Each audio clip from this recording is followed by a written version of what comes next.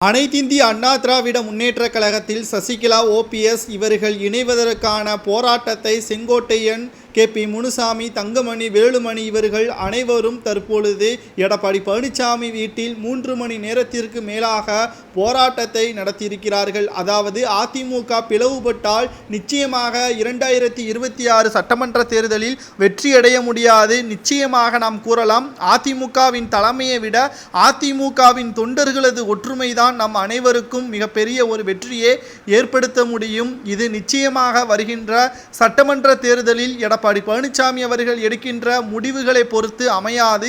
தொண்டர்கள் களத்தில் இறங்கி வேலை செய்தால் மட்டும்தான் இது நடைபெறும் என்று செங்கோட்டையன் அவர்கள் தன்னுடைய கருத்துக்களையும் கனத்த குரலில் கூறியுள்ளார். அதாவது 2019 உள்ளாட்சி தேர்தலாக இருக்கட்டும், 2014 மக்களவை தேர்தலாக இருக்கட்டும், 2021 சட்டமன்ற தேர்தலாக இருக்கட்டும், சமீபத்தில் நடந்து முடிந்த 2024 மக்களவை தேர்தலாக இருக்கட்டும், தொடர்ச்சியாக அதிமுக தோல்வி. 2026 சட்டமன்ற தேர்தலிலும் அதிமுக தோல்வியை தழுவுமே. ஆனால் நிச்சயமாக 2026 சட்டமன்ற தேர்தலுக்கு பிறகு அதிமுக வாக்கு சதவீதத்தில் குறைந்து இரட்டை இலை சின்னத்தை கைவிடுவதற்கான சூழ்நிலையும் உருவாகும் என்ற செய்தியும் தற்பொழுது வெளியாகியிருக்கிறது.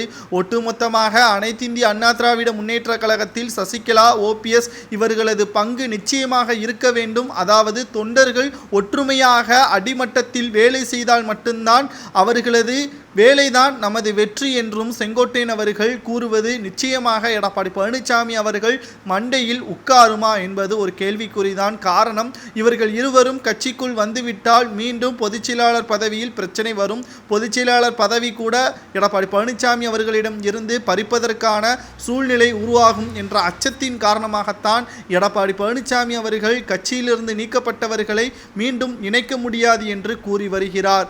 மீண்டும் அவர் இதை கூறி வருவதால் 6 முன்னாள் அமைச்சர்கள் எடப்பாடி பழனிசாமி அவர்களிடம் சண்டை போட்டியிருப்பதாகவும் தெரிய வருகிறது. மீண்டும் பன்னீர்செல்வம் அவர்கள் கூறியது போலவும், சசிகலா அவர்கள் கூறியது போலவும் அதிமுக 2026 ஒன்றிணையும் என்றும் எதிர்பார்க்கப்படுகிறது.